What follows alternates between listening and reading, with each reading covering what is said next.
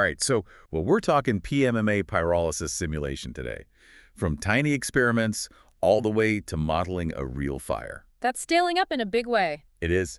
And our main source is this research paper, PMMA pyrolysis simulation from micro to real scale. Okay, PMMA, that's like acrylic or plexiglass, right? Yeah, exactly. These researchers wanted to figure out how to simulate how it burns, from those little tiny lab samples all the way up to like a real-world fire. Yeah, trying to bridge that gap between the lab and reality. Right, exactly. And they did it in these 3 steps, starting by figuring out how PMMA breaks down when you heat it up. That's pyrolysis. Then they looked at its heat properties. And to top it all off, they tested their model against an actual fire. Always got to see if it holds up in the real world. Absolutely. So it's like they built a virtual fire and then checked to see if it acts like a real one would. Exactly. That's the gist of it. They wanted to simulate PMMA burning at different scales, and they used a tool called FDS, the Fire Dynamics Simulator, to do it. So like building a virtual fire in the computer. Yeah, precisely. And this kind of modeling is super useful for things like fire safety design. Like if we can predict how a material is going to burn, then we can design buildings and products that are safer. That makes sense. Now, I'm really impressed by the range of experiments they used, microbench and real scale. Why is studying fire at these different levels so important? Each scale gives us a different piece of the puzzle. Microscale experiments allow us to zoom in on the fundamental chemical reactions happening as the material breaks down. Bench scale tests give us a closer look at how those reactions translate to actual burning behavior. And real scale experiments help us see how everything interacts in a complex real-world fire. So it's like putting together a giant fiery jigsaw puzzle. So to really unpack this research, you've also provided us with data from the MASI-FP materials database. Yeah.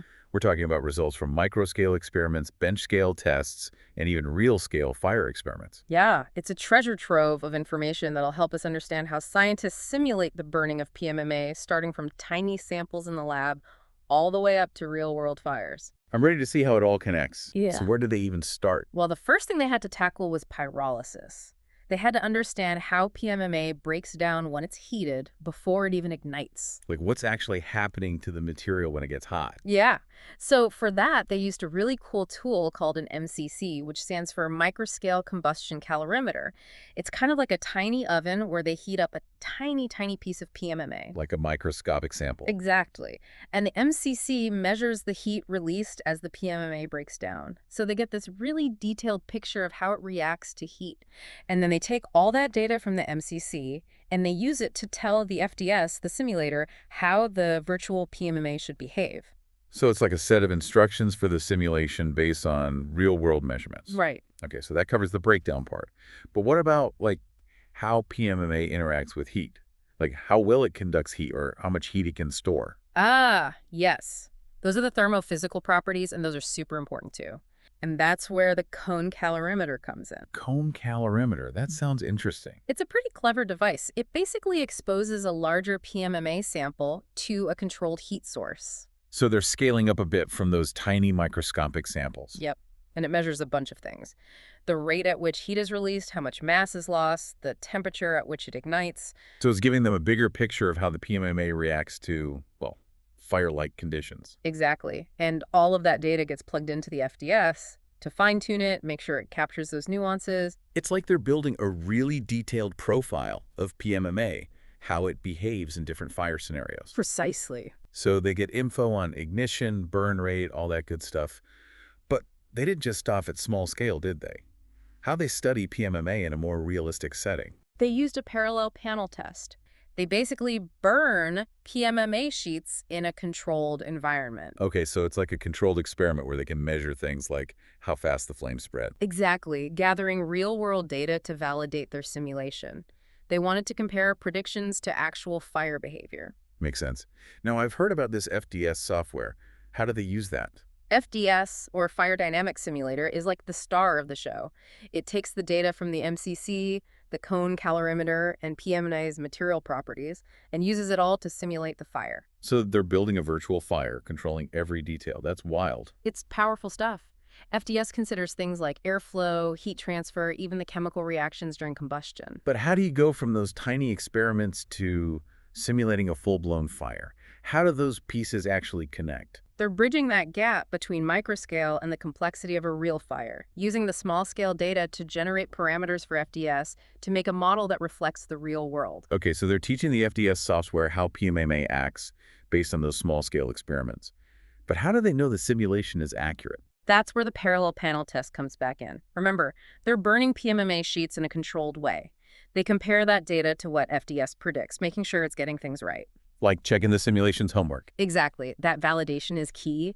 They really tried to recreate the real-world test conditions inside FDS. It's a digital twin of the fire. So much detail. They really dug deep into how PMMA reacts to heat. They have the experimental data and a simulation reflecting real-world burning. The article mentions something about surrogate fuels. I'm curious about those. What are they and why do researchers use them in these simulations? Remember how PMMA breaks down into a complex mix of gases when it burns? Well, trying to perfectly replicate that mix in a simulation is incredibly difficult. Surrogate fuels are simplified mixtures of gases that represent the real thing. They're like stand-ins for the complex breakdown products of PMMA. So they're finding a close enough substitute that makes the simulations more manageable. That's a great way to put it. But here's the surprising thing. The choice of surrogate fuel can actually have a big impact on the accuracy of the simulation. Wait, really? It's not just a simple swap. Not at all. Different gases burn differently, they have different heats of combustion, different radiative properties, all sorts of factors that affect how the fire behaves. Picking the right surrogate fuel is a delicate balancing act. It sounds like there's a lot more to it than I initially realized. The paper also mentioned some unexpected challenges that the researchers ran into. What were some of the hurdles they faced, even with these sophisticated simulations and carefully chosen surrogate fuels? Well, one of the major challenges was that the model had some limitations when it came to capturing the dynamic behavior of PMMA during a fire. Dynamic behavior. What does that mean in this context? In a real fire, PMMA doesn't just sit there and neatly decompose. It melts, it deforms, it warps, all of which affects how it burns. But the simulation had trouble accounting for this dynamic, messy reality. It assumed the PMMA stayed in its original shape, which isn't realistic. So it was almost like the simulation was working with a perfect version of PMMA, while the real fire was dealing with a much more unpredictable version. Exactly. It highlights the ongoing challenge in fire science, finding ways to bridge the gap between simplified models and the chaotic reality of fire. Welcome back to our deep dive into fire science. I'm ready to unpack that treasure trove of data you mentioned. Me too. Let's start with those microscale experiments. They use some techniques I've never even heard of. TGA and MCC. What can you tell us about those? Those are the real workhorses of microscale fire science. TGA stands for thermogravimetric analysis. Think of it like a super-sensitive scale that measures how the weight of a material changes as it's heated. So it's tracking how much the material breaks down as the temperature rises. Exactly. It tells us at what temperatures the material starts to decompose, how quickly it loses mass, and it gives us clues about the different stages of pyrolysis. MCC, or microcombustion calorimetry, is like a miniature fire in a box. It measures the heat released when a tiny sample burns, giving us a sense of the material's flammability. So TGA is tracking the breakdown, and MCC is measuring how much heat that breakdown releases. Interesting. Did the researchers find anything surprising in the TGA and MCC data for PMMA? What's fascinating is that the TGA data revealed distinct peaks in the weight loss curve. This means PMMA pyrolysis isn't just one simple process, but a series of reactions happening at different temperatures, a crucial detail for accurate simulations. So multiple reactions, each producing different gases. That explains why choosing the right surrogate fuel is so tricky. You got it. This microscale complexity adds another layer to the challenge of accurately simulating a fire. Okay, so we've zoomed in on the microscale. Yeah. Now let's step back and look at the bench scale experiments. What do they do at this level? At the bench scale, researchers used a device called a cone calorimeter. It's a standard test that measures how a material burns under controlled conditions. Things like heat release rate, smoke production, and mass loss. So they're essentially creating a mini fire in the lab. Yes, but with a much higher level of control and precision than you could get in a real-world fire. In this case, they exposed a sample of PMMA to a specific heat flux and collected data to fine-tune the parameters of their FDS simulation. They're making sure the virtual PMMA in their model was behaving like the real PMM in the experiment. Exactly. And even at this scale, they encountered some unexpected challenges. What kind of challenges popped up at the bench scale? Well, remember how we talked about the model having trouble with PMMA's dynamic behavior? That issue cropped up again in the cone calorimeter tests. You mean the fact that PMMA melts and deforms in a real fire? Precisely. The cone calorimeter simulation didn't account for those deformations. It assumed the PMMA was staying rigid, which isn't realistic. I can see how that would be a problem. If the real PMMA is bending and melting, it's going to change how heat flows through it. You're absolutely right. And that's why the simulation struggled to accurately predict the temperature at the back face of the PMMA sample. Okay, that makes a lot of sense. So we've explored the micro scale where we zoomed in on the chemical reactions and the bench scale where we saw those reactions translate to burning behavior. Now it's time for the grand finale, the real scale experiments. This is where things get really exciting. At this scale, researchers conduct controlled burns of actual full-size building components. In this case, they used a setup called a parallel panel test. Wait, they actually set walls on fire. Essentially, yes. They built two walls facing each other and ignited a fire between them, simulating a fire in a corridor or between buildings. Wow, that sounds intense.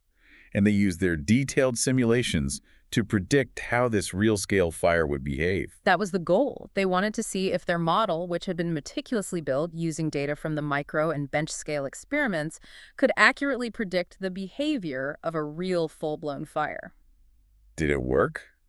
Well, there were some successes and some notable challenges. The simulation did a decent job of predicting some aspects of the fire, like the general shape of the heat release rate curve. So the model got the overall pattern, right? Yes, but it struggled to accurately predict the peak heat release rate, which is a crucial factor in fire safety engineering. So the simulation underestimated the intensity of the fire.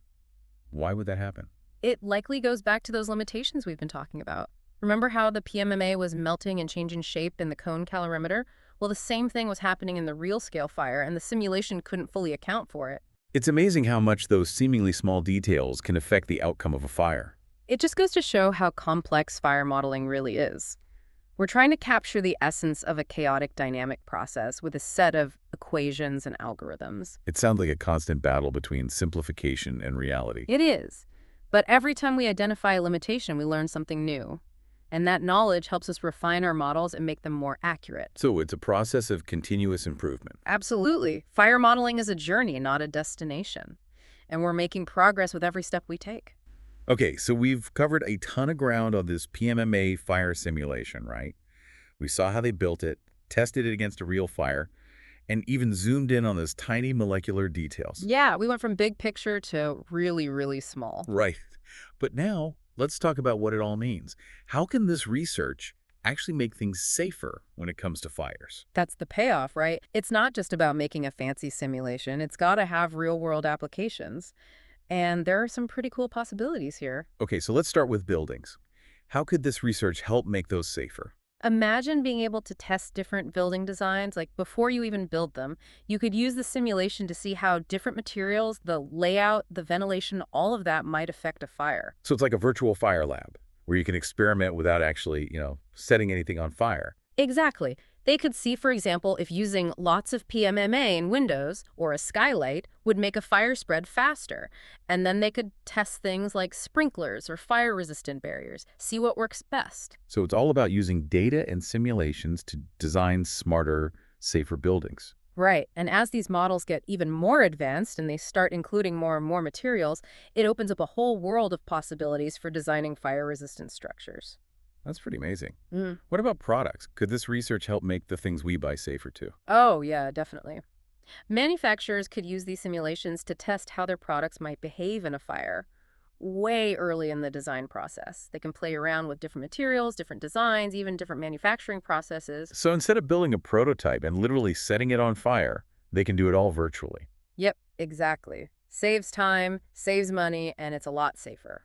I bet. And they can catch those potential fire hazards before the product even hits the shelves. Right, exactly. It's all about making things safer from the ground up. So we've talked about preventing fires, but what about after a fire happens? Could this research be used in investigations? Absolutely. Fire investigators could use this simulation to kind of reconstruct a fire scene, test out different theories about how the fire started and spread. It's like they could virtually rewind the fire, try to piece together what happened. Yep, kind of like that. They could see if the way the fire spread makes sense based on the materials that were there, or if maybe there was a problem with the building's design, or if some safety system failed. It's like a high-tech detective tool for fire investigators. Exactly. And as these models get even more accurate and easier to use, I think we'll see them being used more and more in investigations. Wow, this has been a really interesting deep dive. It's amazing to think that something as small as, like, a tiny piece of PMMA can lead to research that could potentially save lives. It really shows you how powerful science can be, right? Sometimes those seemingly simple questions can lead to some incredible discoveries if you just follow the trail.